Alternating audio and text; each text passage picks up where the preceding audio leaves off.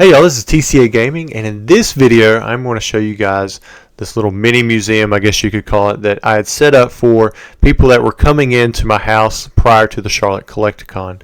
This is something that I started a few years back, and it was just a few people when I first started it. Now it's kind of grown to a couple dozen, so it's been really nice connecting with these guys every year that they come into Charlotte Collecticon.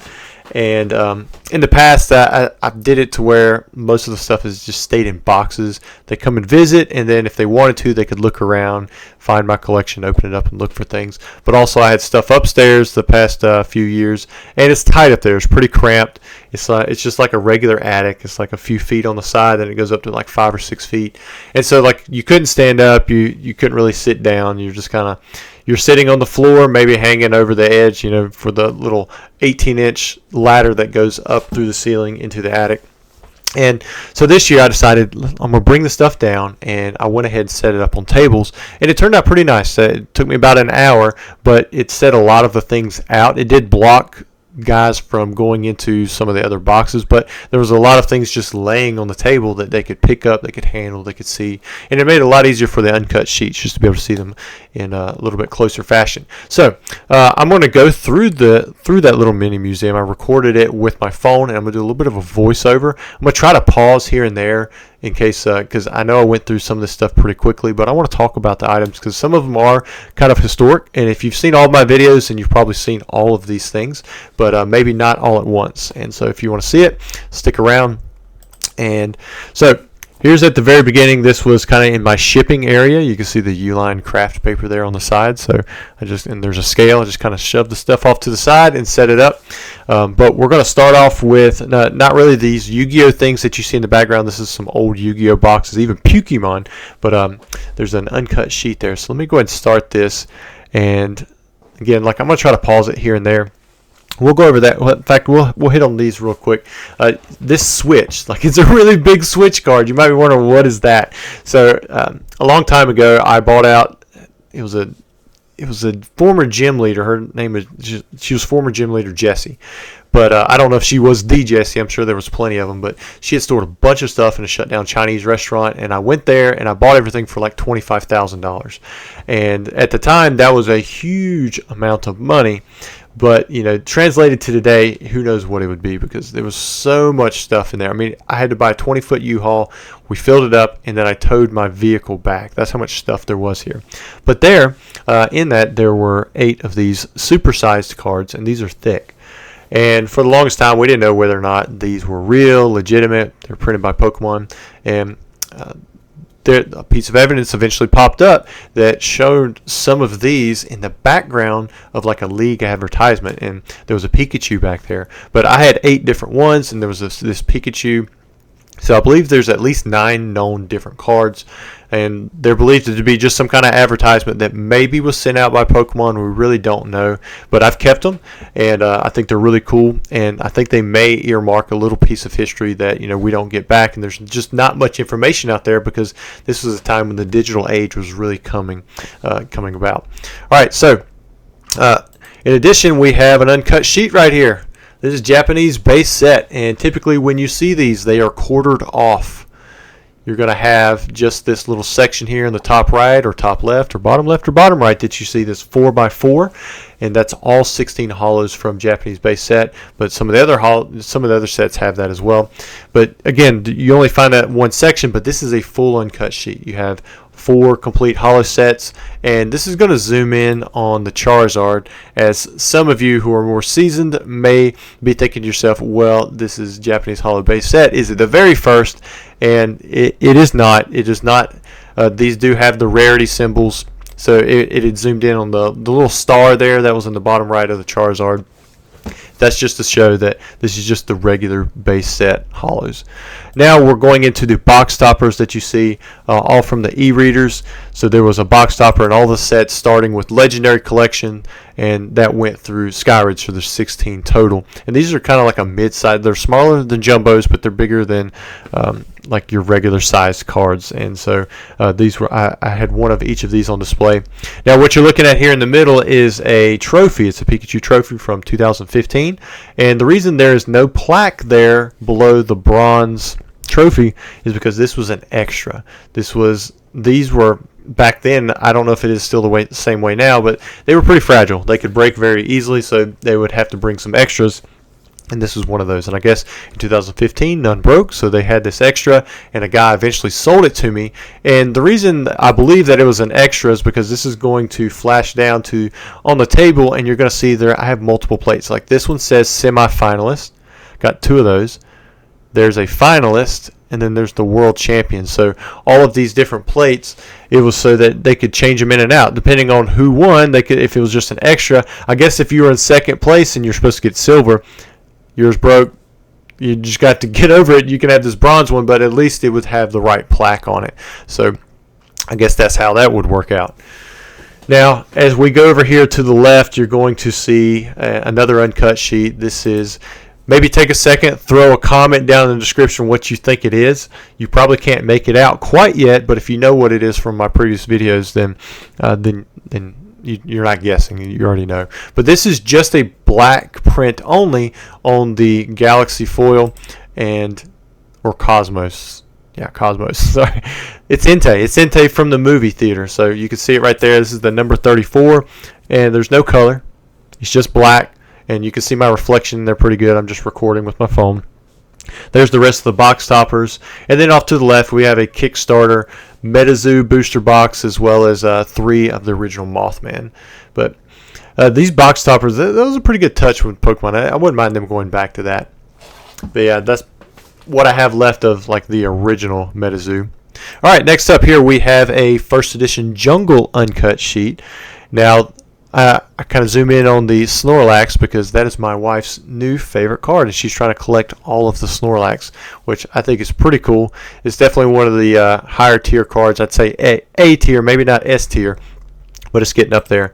This binder here, this binder belonged to my father, so these were his cards, and I've just kept them. I really haven't done anything with them. That Charizard's probably fairly gradable. It's probably like a 7 or 8.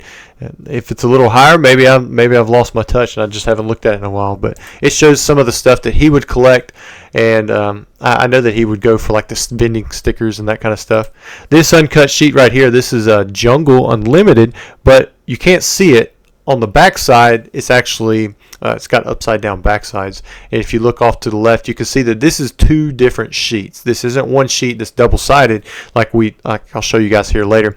This is just a complete separate sheet, and I stuck it into the same Phantom display.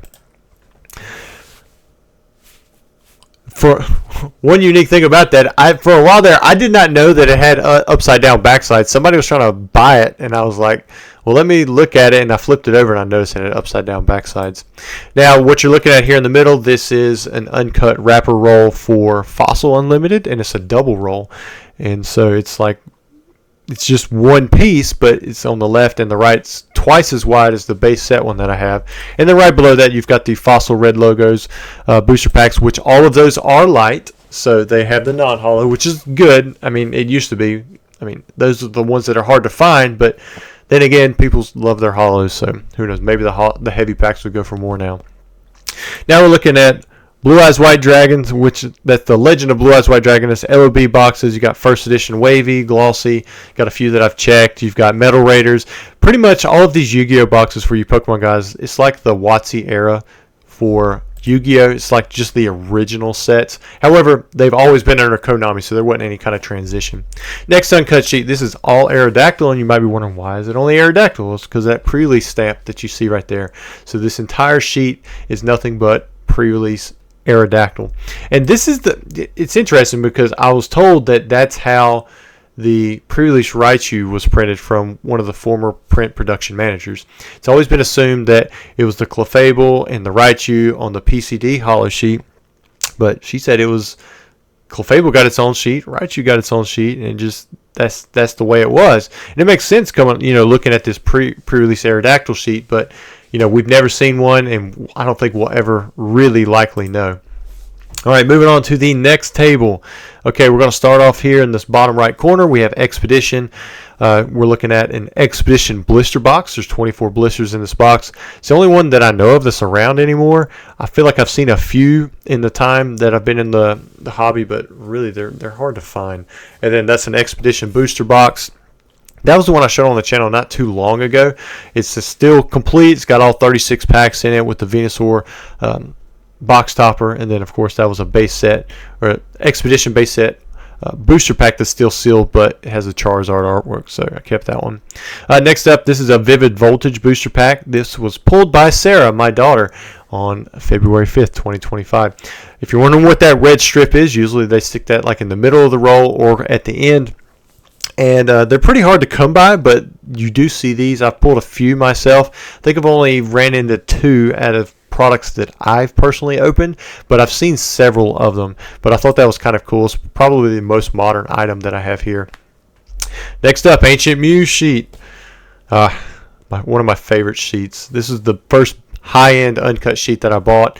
Bought it years ago for $12.50, and you know there's another one out there that has like an Ancient Mew that's like almost looks like it's like black or like it's really dark. There's some kind of layer thing going on with it. But I bought this off of the Print Production Manager in installments of like $250. I had to work for it, and you know, now I can't imagine it not being in my personal collection. Here we have a piece of history. Let's see if I can get one that's less blurry. And if you're looking at it, you're wondering like, okay, maybe you don't know what it is. Some of you do because you've heard me talk about it before. But this is a Legendary Collection theme deck. You've got the Firework Reverse Holo, but looking on the left, you're like, okay, that's the new Destiny layout. You've got the Light Azumarill. Then you also notice Storm. That was not the name of the Legendary Collection deck. You're right, it was Turmoil. And then Champions, that's not a set. It's Legendary Collection. However, this was the set name prior to it being changed. It was even advertised, and that advertisement was sent out to through distribution, even to people like me who had stores and would sell. I wasn't around back then when this happened, but there were stores that were, and there's evidence of it through archive.org that you can check. But Champions was the original name of the set, and it later got changed to Legendary Collection right before release. And so this is just a piece of history that kind of documents that. And if you're wondering, I do have the other one as well. We'll show that here in a minute. You can see where I zoom in there on some of the differences, which there may be others. I haven't really looked at it too much. All right, I'm specifically zooming in on this one because Vintage Yu-Gi-Oh! He was the guy that I really, I was expecting him to be selling me some stuff. I knew Ruxin wasn't going to come, but Vintage Yu-Gi-Oh! Lewis, him and Ruxin came last year, and they beat us in basketball. It was pretty bad. I was bricking everything last year. But I was still thinking that he was going to come, but he didn't actually even have a table. And I talked with him about that later. But you can see right here, I bought this one off of him for $1,000 last year. And I would love to pay that price again, but I think it has went up quite a bit. And these were some of my favorite cards that I had shown right here. Black Skull Dragon, Jinzo, Gate Guardian, and several others that I really enjoyed for one reason or the other. Like that's the Era guy, the Dragon Champion. I love Regeki. Slate Warrior was my favorite in the World Championship 2004 game on Game Boy Advance. I just love Slate Warrior. It was a 1900 attack monster with a good flip effect. And so to me, this was like the ultimate 4-starred monster. And then Jinzo wrecked me so many times. Mirror Force, I've got a lot of connection with that. Next up, what we're looking at here is the Best of Game series. And so this is all of the packs that you can get sealed, including the Rockets, Mewtwo, and Hitmonchan. Those two are by far the hardest, but the winners and non-winners, and they've all been graded by PSA. All right, here is the Legendary Collection theme deck uncut sheet for the Charizard one, which was Magma and Champions, and you can see how they changed that over. Next up, we have one of my favorite uncut sheets. This is a Team Rocket uncut sheet, and I'm kind of going at the angle here so that you can see that this is a different foil type. It's actually like this smooth glass type surface, and that's because this was a test foil that was never used. And so if you don't recognize it, that's why. And there's a cool story behind this. Who knows if it's true, but the story goes that there was a Christmas party, because I had several people ask me about this at the museum in person too. But there was a Christmas party that WotC was hosting, and they made ornaments out of this sheet, not this exact one, but other sheets that were like this as well, where they actually cut cards out, and it showed 4 different cards. and it's double-sided. You have the regular hollow foil on one side, and then you have the test foil on this side, and then they were hung on the tree as like ornaments, and then they were given out. I guess people took them home as souvenirs or whatever you want to call it, mementos. And so that's the story behind it. And there have been some individual cards that have been graded and auctioned off through auction houses, but this is an uncut sheet of it. So like this is the actual front and the actual back that you're looking at. So it's a double-sided holographic Team Rocket sheet, and on one side, this is the side with the Cosmos holo that everyone's familiar with, and then you've got the test foiling on the other side.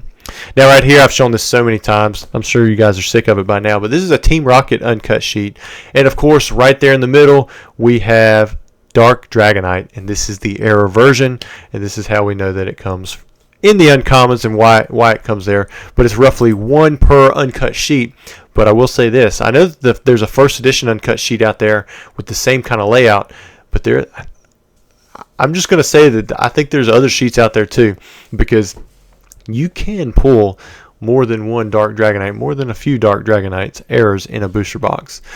This is a platinum, or no, not platinum. This is a Stormfront uncut sheet, and so it's pretty cool because it has the shinies on it. It's got the shiny Voltorb, you've got the shiny, there it is, Drifloon, and then there's also a third shiny on it because there's 3 shinies in each set. You've got the shiny Duskull, but it's reverse holo. There aren't many uncut sheets from this era at all.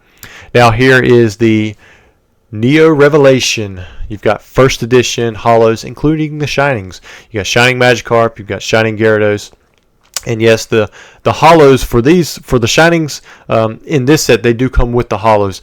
We're still out. It's still up in the air whether or not you can get the shinings from Neo Destiny that way. All right, now we're walking into the back room. You can kind of see I've got a lot more going on here, but it's mostly base set that you're looking at. So this first set here, this is the one that, supposedly the pre-release Raichu come from because of what you saw in the top left corner there. But yeah, we've got the PCD sheet, so it's got the theme deck holos. Here's the pre-release Raichu. You can see this is the one that was mentioned way back on PokeGym. And I'm showing you these are all sealed base set boxes. Not all of them are different variations, but there are several different variations here. So like this is the green winged logo, multiple locations. You got this one here. It's got logos one location, but then inside you can do the peak test, and you can see that this is actually shadowless. Here we have made in Australia. You've got green wing, no logos, and this one is long crimp. There's black triangle personally open. There's the Made in UK. So there's 3 different versions of boxes that have the 1999-2000 cards in them. You got Made in Australia, Made in UK, and then this one right here is the US print, which that was the last print for me to be able to add. And there's the standard version, Blue Wing, multiple locations. Now, I laid this out a little bit later, but these are all different iterations of the original base set Charizard. So you're going from the very first with the first edition base set, and then you've got Shadowless, and then here you've got the test disco print, then you got regular base set, then you've got 1999-2000. This one is the Cosmos Holo, which is still original base set. Then you've got the base set 2, Legendary Collection Holo, Legendary Reverse, Legendary Theme Deck. That would have been the one coming from that theme deck that we saw, Stormfront. We've got Evolutions pre-release, Staff Evolutions pre-release, and then a duplicate of it as well. Evolutions Reverse Holo. You got Classic Collection, and then you also have the Metal. And I did pick up the Classic Collection that come in the Game Board edition while I was at Collecticon. I added that to the end afterwards. But these 2 decks you see right here, I put them up here because those are the Heat Seal theme decks. I think these are just still so unknown. People don't realize that these almost always, from what I've seen, have shadowless decks in there. It's kind of like the Gold Strip, but the Gold Strip, it's got a name to it. These are just heat seal decks. And I did show right before that the uncut wrapper roll 4 base set, but this is my no damage Ninetales sealed deck. I did pull that one out. As far as I know, me and OSP are the only ones to have that still sealed. That's a Black Lotus Alpha. It's like the big dog, the Charizard, but the very first edition of it. And there's an Alpha pack. Very tough to find those nowadays. Here's a regular uncut sheet for base set holos. The backside is upside down. It's inverted and as well as kind of like off center. So that's it's like an added layer to it. But I would still like to get one of these with the regular backsides. That way I've got kind of like both versions. I'd love to have every version of the base set in uncut form. This right here is the base set hollows, but it's the 1999-2000 dated ones. I'm going to zoom in there. Just look at the bottom dates for the Charizard. Got to pull out a little bit. You can see that. So this is, I believe this one is made in UK, but I'd have to check it. I've never actually pulled it out of the framework. This is a pretty cool sheet because if you look at it, this is shadowed, but it's also first edition. And it's not first edition on every card, but this is like a test print for Australia. I have another sheet that displays this as well, but it's a little bit different layout. Got more test bars and stuff going on the inside. But yeah, you can see the first edition stamp there. The Growlithe actually has an issue with it. It has a fighting symbol there and a fighting symbol in the top instead of fire. So that's like one of those errors that is on it. But the two sheets that I have are very similar in that they both have the Growlithe error and it's both similar Pokemon, but I got them at different times from different locations. So I still don't fully know, like all of the history behind that, but I was told years ago that there was an Australian first edition shadowed test print. It just was never released. All right, here we have the Disco print, and this is the sheet that I used to compare against for the Magikarp to figure out if indeed, or not the Magikarp, the Gyarados, if I thought it was counterfeit or not. And these blisters that are laying around, those are first edition base set blisters, and you got the Southern Island stuff. Here's the thin stamp for the first edition base set. You can see it's got the Machamps at the top, and then it has the other hollows directly below that. And I'm just kind of getting close to the Charizard, let you see that it's a thin stamp. Here we have different iterations of base set packs. That was first edition. Then you got Shadowless. You got Hanger Pack. There's a regular. There's Black Triangle. And then I've got the trainer decks. You got Trainer Deck B and A, plus the Blastoise, which comes from B. It's the only way you're going to get that Blastoise non-hollow. And then you've got the Machamp. The only way you're going to get it non-hollow, but also unlimited, unless you go all the way up to Legendary Collection where the Machamp is printed again. And then here is the thick stamp base set uncut sheet, and you can see it's got the unlimited theme deck hollows, first edition starter hollows, and then the rest of the first edition regular hollows that you can pull from the pack, which would be all 16 minus the Machamp. And you can see that the stamp there is actually a thick. Now if it looks lighter to you, it's because it's missing the UV coating. That's something that would go on in one of the final steps.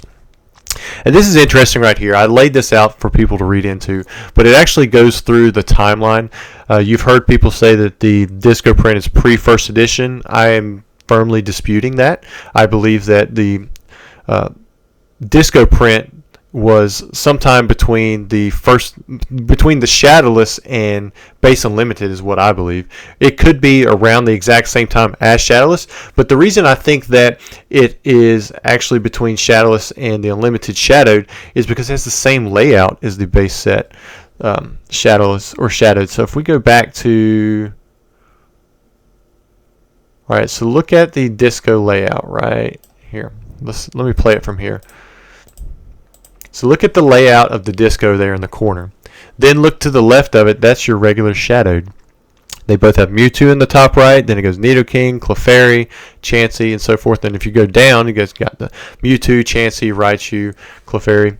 So I think that those were, I think they based it off of the same thing somehow. I mean, it's possible that the base Shadowed was just based off of the layout that they had for the Disco. I mean, that's possible. However, there's other things that play into this piece of paper where I definitely do not think that it is pre-first edition.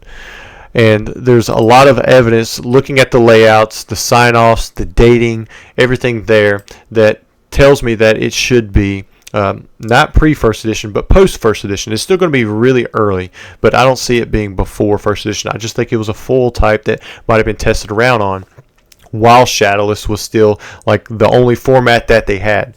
Even if you look right here, like I kind of go through and talk about how the version 2, it's the same, like it talks about the different things, but the one sheet that it seems to be prior to all of them is the first edition thick. And it's dated November 30th, 1998. And it's got the Shadowless theme, Starter Machamp, Hollow's first edition, but doesn't have D. Davis sign off on it. And what's crazier is on the bottom, it actually says Pokemon. But it's not actually, it's like on the bottom, like printed it's printed notes, but it's not on the cards themselves. It's at the very. It's really weird, but it's like our parents were actually right. And in the first edition thin, you can see where it's dated January 3rd, 1999. Let me see if I can get a. There we go. And it's also signed off by Jeannie Maddox, and this talks about what it has, and this shows the D. Davis sign off for November 10th, which would been another 2 weeks later or so. But it actually says version 2 on it. It says it has the same layout as the shadowless, which I don't show the shadowless sheet on here. You guys can't see that, but I have owned it in the past and I've documented it, and this layout matches up with the same thing here as the thin. So you got shadowless from the video. That's the video that I'm talking about where I've shown it and I've kind of like examined. But they both had the D. Davis blue sign off 1210. And when you get down to the disco, it's got very similar attributes as these later versions. You can, when you look at the ink dials, they match the shadowless sheet exactly. The colors bars match. It's and it's the same thing with the first edition thin as well. The only thing that's different is the layout of the cards themselves. And when you get to the unlimited, that's when you're into April 1999, and you can see that those are dated January 21st. But the unlimited's April 1999, and this is just the regular shadowed hollow with upside down backside. So if I had another one, I could kind of compare, but it's also signed off with D. Davis, and I put black there because that's the ink used. So up here with the disco, it's D. Davis, but it's pink, and it's January 21st, which would have been 1999. That's the same as the unlimited shadowless holographic sheet, which I don't have up on display there. I don't own it anymore. And then look, I mean, these dates are so like on top of each other. The unlimited PCD, which was the very first sheet that we saw there with the Raichu and the Clefable in the top left, that now you're into 799. So you're talking about July 1999. And then you get to the base starter, which is the Machamps. I have that sheet on the back side. I didn't show it to you because it was standing up there, but I do have that one. That one's also dated for July 1999. Then you get to Jungle PCD, which is going to be your Kangaskhan and Vaporeon, Jungle 1999. I don't have that one in a case, but I have it upstairs. And then the Aerodactyl pre-release, now you're getting into Fossil. Now you're up to August 1999. The Fossil KB Toys was October 1999. So these sheets like give you a full layout of like when these things were printed and how things line up. And I just love that kind of information. And I realized that, I'm ending, you guys with this information and just kind of throwing it all out there. I realize that your ears are probably just like, quit talking at this point. But I know there are some of you who are probably fascinated with the fact that you can actually look at these sheets and document the history and look at the layouts and figure out, when things were printed and what order they're in. And while none of it's going to be definite, because there are different facilities and there's different things that could have happened to where these things were signed off on the wrong dates or whatever, it's still cool to see that there is some kind of consistency to what we do know and what we can figure out. And anyways, I hope you guys enjoyed the video. Like I said, this was my little mini museum, and I know I threw a lot of information at you guys, but I hope you enjoyed it, and I hope this is what some of you have been looking for. And as always, thanks for your support. If you haven't done so already, please give the video a like, and always subscribe.